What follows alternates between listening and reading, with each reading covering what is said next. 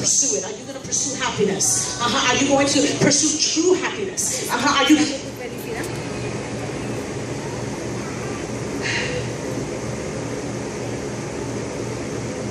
You see, I had to recognize that in order for me to truly be happy, I had to recognize that I am completely spiritually bankrupt.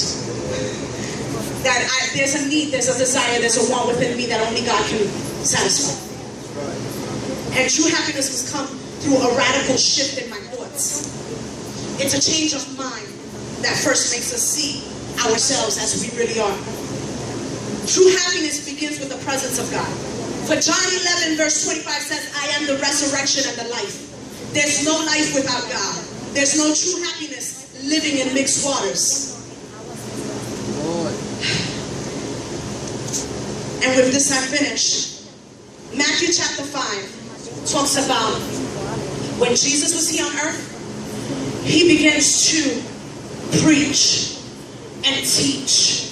And in chapter 5, he gets to a place where there was a small hill, like a small plateau, and he decides to climb that plateau. And it was strategic, just the fact that he chose that place. And it's strategic, the fact that he would sit there to speak. Because when you're elevated, your voice can echo. So there were so many people following him already that he wanted to make sure that his voice and his message and his sermon, everyone could be able to hear. There were all types of people there that came to listen to what Jesus had to say. Now they all surrounded Jesus when he was sitting at the top of this little plateau, this little hill, and Jesus begins to speak.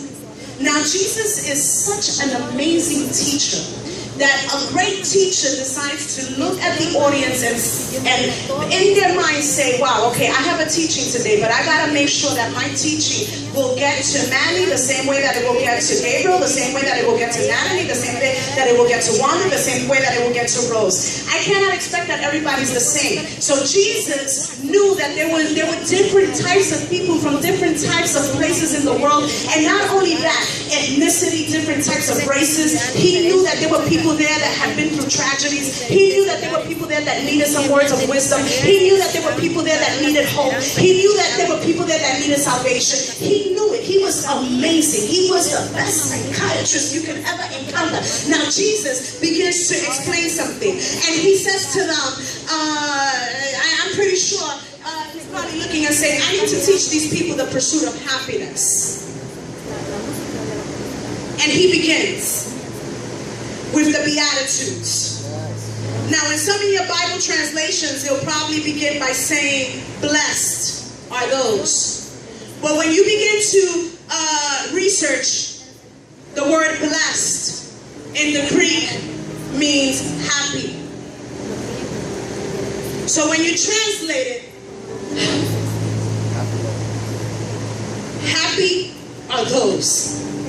Now really quickly, happy are the poor in spirit.